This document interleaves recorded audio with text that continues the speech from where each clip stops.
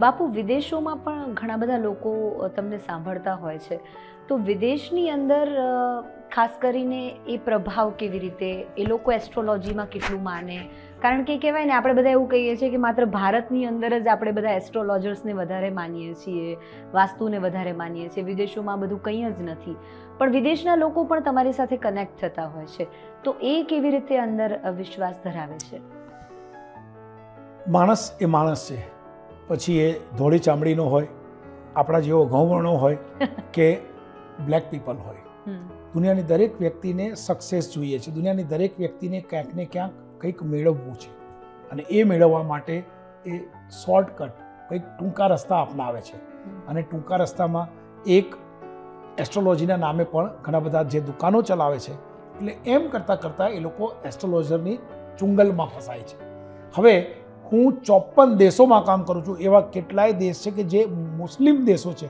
ઇન્ડોનેશિયાના કેટલા બધા મુસ્લિમો મને એસ્ટ્રોલોજર તરીકે ખૂબ માન સન્માન આપે છે. તો વાત એવી છે કે જ્યારે તમારી પાસે બોલવાની કળા છે, જ્યારે તમે કોઈને એક સારો રસ્તો બતાવી શકો છો, તો દુનિયાની કોઈ પણ વ્યક્તિ એવું ઈચ્છે કે હું તમને મળીને તમારી પાસેથી મારા જીવન વિશે કંઈક જાણીશ અને મારું જીવન સારું જાય અને મારા કુટુંબને હું સારા દિવસો આપું, એવો પ્રયત્ન કરું. માટે આટલા બધા દેશોમાં હું ચાલુ છું.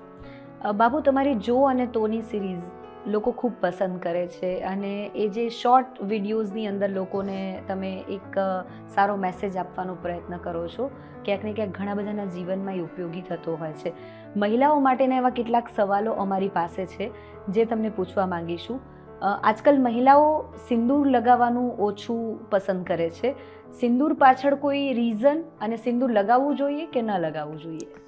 જો આ બધા સૌંદર્ય પ્રસાધનો છે, લગાવો ન લગાવો, પણ સાચી વાત તો એ છે કે સિંદૂર લગાવવાથી તમે એક સન્નારી તરીકે, એક એવી વ્યક્તિ તરીકે કે ઘણી બધી વખત આપણને એવું થાય છે કે ભાઈ અમે બહાર ગયા અને કોઈ આ મસ્કરી કરી કે મને કોઈ આમ કર્યું, પણ તમે જ્યારે સિંદૂર લગાવેલું હશે તો તમને એક પ્રકારનું પ્રોટેક્શન મળે છે.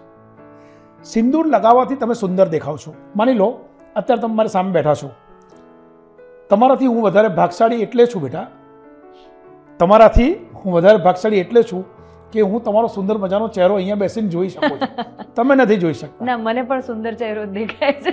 પણ વસ્તુ એ છે કે એ સુંદર ચહેરા ઉપર એક સરસ મજાની બિંદી લાગી છે.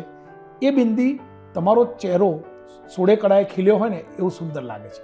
તો બિંદી ચાંદલો એટલા માટે લગાવવાનો કે ચાંદલો લગાવવાથી આ આપણું ભાગ્ય છે. અને મેં તમને કીધું એ કોઈ પણ જગ્યાએ આવા કોઈ પણ પોઈન્ટ જ્યારે દબાય છે ત્યારે તમે પોઝિટિવ થાઓ છો. તો તમે જ્યારે ચાંદલો લગાવો છો ત્યારે તમારું ભાગ્ય ખીલે છે. એવી જ રીતે સિંદૂરથી તમને કોન્ફિડન્સ આવે છે. સિંદૂર લગાડવાથી તમને એમ થાય છે કે वो मेरे साथ है, માટે સિંદૂર લગાવવું જોઈએ. પણ હવે છે ને, દીકરીઓ જીન્સ પહેરવા માંડી છે, દીકરીઓ એવા કપડાં પહેરવા માંડ્યા છે કે જેથી કરીને ક્યાંક ને ક્યાંક એવું લાગે કે ભાઈ તમે જીન્સ પહેર્યું હોય તો આ ન કરો. પણ હું એવું માનું છું કે એકવાર શરૂ કરો, મને લાગે છે ગોરી બાઈઓ પણ ચાંદલા કરતી થઈ જશે. જીન્સ પહેરીને કરો તો ખરા, કરો ને, શું વાંધો છે તમને? બહુ તો શું, કોઈ રસ્તામાં ઊભા રાખીને પોલીસ એમ કહે છે કેમ જીન્સ પહેર્યું છે અને ચાંદલો કર્યો છે? ના, તમે ચાંદલો કરવાનું શરૂ તો કરો. કારણ કે ભગવાને, હું એવું માનું છું કે આપણા જેટલા પણ હિન્દુસ્તાનની જે દીકરીઓ છે, જે નારી છે, એ બધા બહુ જ નમણા હોય છે. સબ નમણાશમાં પણ ફરક હોય છે. તમે નમણા કહેવાય. તો જે નમણી વ્યક્તિ છે એ જ્યારે ચાંદલો કરે છે તો બહુ સુંદર લાગે છે. અથવા તો એવું પણ કહી શકાય કે જે વ્યક્તિ ચાંદલો કરે છે એ નમણી દેખાય છે. ખૂબ સરસ. બાબુ, ચાંદલામાં પણ ઘણા બધા વિચારો છે. લાલ કલરનો ચાંદલો કરવો, કાળો ન કરવો, લાંબો ચાંદલો કરવો, ટૂંકો ચાંદલો કરવો. ઘણા લોકો ઘણા બધા રાજ્યોની અંદર આડો એક લીટી કરવાનું પેલું હોય છે. ઘણા લોકો અલગ પ્રકારનો ચાંદલો કરતા હોય છે. એટલે કે બિંદીની ડિઝાઇન ઘણી જુદી હોય છે, કલર જુદા હોય છે. તો આમાં કોઈ વિચાર ખરો? પહેલી વાત તો એ છે, આજે તમે જે બિંદીની જે ડિઝાઇન કીધી ને, કોઈ સાપોલિયા લગાવે છે, કોઈ ત્રિશુલ લગાવે છે, કોઈ જાત જાતના આકારો લગાવે છે, ખરેખર તો બિંદી લાલ જ હોય. અત્યારે તમે કાળી કે બ્લુ કરી છે? મેં કાળી કરી છે. તો બેટા આજે મને તમે એક વચન આપો કે હવે કાળી ક્યારેય નહીં કરો. સારું. કાળી આ આપણું ભાગ્ય છે ને, ભાગ્ય ઉપર કાળી તીલી ના હોવી જોઈએ. કાળી તીલી ભાગ્ય ઉપર ના હોવી જોઈએ. આપણે એવું માનીએ છીએ કે કાળા કલરથી કોઈ સુખ નથી. કાળો કલર પહેરો, તમે કાળો કલર પહેરવો જ જોઈએ. કાળો કલર કંઈ ખોટી વાત નથી. પણ ભાગ્યની ઉપર કાળી ટીલી ન હોવી જોઈએ. તમે સફેદ કપડાં પહેર્યા હોય અને સફેદ કપડા ઉપર ક્યાંક એક નાનકડું મચ્છર બેઠું હોય ને સાહેબ, તો તરત દેખાશે. તમે સમજ્યા? તો જ્યારે તમે કાળી બિંદી લગાવો છો તો કાળી બિંદી એ ક્યાંક ને ક્યાંક તમારા ભાગ્યને હર્ડલ્સ આપે છે, લેઝીનેસ આપે છે. જેટલી પણ દીકરીઓ કાળી બિંદી લગાવે છે ને સાહેબ, એ લોકો ક્યાંક ને ક્યાંક આળસ તરફ ખેંચાય છે, આળસુ બનતી જાય છે. કોક દિવસ તો કરાય ને? ક્યારેય ના કરાય. કેમ કોક દિવસ? કારણ કે તમને તમારા પોતાનામાં જ વિશ્વાસ નથી. તમને એમ થાય કાળી કરીશ તો હું વધારે સુંદર દેખાઈશ. તમે ઓલરેડી સુંદર છો બેટા. પણ એવું નથી કહેવાતું કે કાળું ટીલું લગાવીએ નજર ન લાગે એના માટે. હા, પણ સાંભળો, એ નજર ન લાગવા માટે અહીંયા કાળી ટીલી કોઈએ કરી હોય કે માએ, તો મને બતાવો. જેટલા બહેનો મને સાંભળે છે, તમે કોઈ તમારા બાળકોને કાળી ટીલી અહીંયા કરી? ના, નજર ના લાગે એટલા માટે અહીંયા કરો તો અહીંયા કરો ને, મેં ક્યાં ના પાડી. અને સાચી વાત એ છે બેટા, મારે દીકરી નથી, મારે 2 દીકરા છે. પણ જ્યારે ત્યાં સુધી હું એવું માનતો હતો કે સારું છે દીકરીઓ નથી, દીકરા છે. જ્યારે હું તમને મળ્યો ને, પહેલી વખત જ્યારે તમને મળ્યો ને, ત્યારે મને એવું થયું કે એક દીકરી હોવા જોઈએ. વાહ વાહ બાપુ, થેન્ક યુ. પહેલી વખત જ્યારે તમને મળ્યો ત્યારે મને એવું થયું છે કે એક દીકરી જીવનમાં હોવી જોઈએ. તો બાપ તરીકે એટલું ચોક્કસ કહીશ બેટા કે કાળો કલર એટલા માટે પહેરવો જોઈએ. કાળા કલરના માની લો કપડાં પહેરીએ તો પહેરો, કાળા કલરમાં તમે સ્લિમ લાગશો, સુંદર દેખાશો, પણ કાળી ટીલી ન કરશો. એના કરતાં એક ઇમેજ હોવી જોઈએ. જેટલી પણ સેલિબ્રિટી, જે મહિલાઓ, જે સ્ત્રીઓ સેલિબ્રિટી છે ને, એ લોકો હંમેશા મરૂન કલરનો ગોળ મોટો ચાંદલો કરે છે.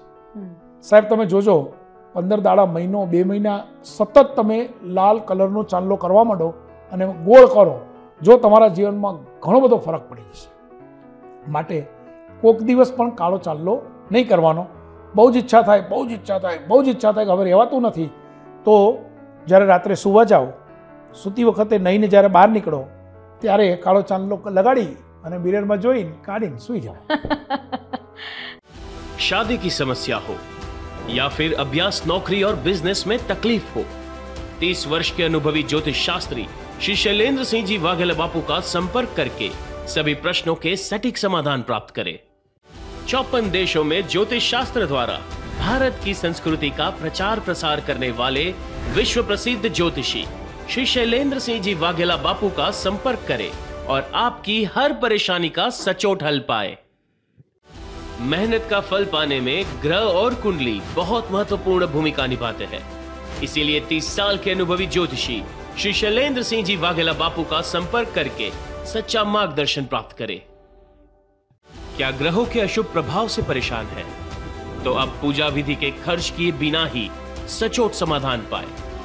आज ही विश्व प्रसिद्ध ज्योतिषी श्री शैलेंद्र सिंह जी वाघेला बापू का संपर्क करें.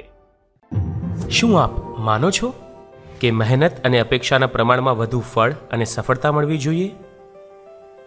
તેમજ નસીબ વધારે સાથ આપે તો? દુનિયાની દરેક વ્યક્તિ પોતાનું ભાગ્ય બદલવાની કોશિશ કરે છે અને હું ચોક્કસ માનું છું કે ભાગ્ય પણ બદલાય છે. તો કેવી રીતે? કુલ 3 રીતે ભાગ્ય બદલાય છે: ગ્રહોથી, કર્મો દ્વારા અને ભૂમિ થકી. આપણી કુંડળીમાં ગ્રહોને યોગ્ય જગ્યાએ ગોઠવવા એ આપણા હાથમાં નથી. તેથી ગ્રહોથી આપણે ભાગ્ય બદલી શકતા નથી. આ ભાવમાં કરેલા કર્મનું ફળ આવતા ભાવમાં મળે છે. તેથી કર્મોથી પણ ભાગ્ય બદલી શકાતું નથી. તો ભાગ્ય કઈ રીતે બદલી શકાય? આપણું ભાગ્ય માત્ર ને માત્ર ભૂમિ દ્વારા જ આપણે બદલી શકીએ છીએ. તમે જે જગ્યાએ તમારા પરિવાર સાથે વસવાટ કરો છો, જે ભૂમિ ઉપર વેપાર અને ધંધો કરો છો, તે ભૂમિ જો વાસ્તુની દ્રષ્ટિએ બેલેન્સ હશે તો નિશ્ચિત તમારા જીવનમાં સમૃદ્ધિની લહેર આવશે. ભૂમિનું વાસ્તુ બેલેન્સ કરવા શું કરવું? અને આપણી જે ભૂમિ છે તો શું તે વાસ્તુની દ્રષ્ટિએ બેલેન્સ છે? તે કઈ રીતે જાણવું? ખૂબ જ લોકપ્રિય અને દુનિયાના લગભગ 54 દેશોમાં વાસ્તુશાસ્ત્ર અને જ્યોતિષ વિદ્યા દ્વારા આપણી સંસ્કૃતિ ફેલાવનાર શ્રી શૈલેન્દ્રસિંહજી વાઘેલા બાપુ દ્વારા લિખિત સરળ ગુજરાતી ભાષામાં આપણા ઘરને વાસ્તુ બેલેન્સ આપણે જાતે કરીએ નામનું પુસ્તક, એમ કહેવાય કે એક ગ્રંથ આપણે વસાવીએ, વાંચીએ અને આપણે જાતે જ આપણા ઘરનું વાસ્તુ બેલેન્સ કરીને આપણા ઘરમાં સુખ, શાંતિ, સંપ અને સમૃદ્ધિ રહે તેવો ચોક્કસ પ્રયત્ન કરીએ. આજે જ આ અમૃતરૂપી ગ્રંથ વસાવો, વાંચો અને જીવનમાં સફળતા મેળવો. વિશ્વભરમાં લોકપ્રિય અને જાણીતા શ્રી શૈલેન્દ્રસિંહજી વાઘેલા બાપુના 30 વર્ષના વાસ્તુ અને જ્યોતિષના અનમોલ જ્ઞાન અને ગાઢ અનુભવની અનુભૂતિ માટે આજે જ સંપર્ક કરો.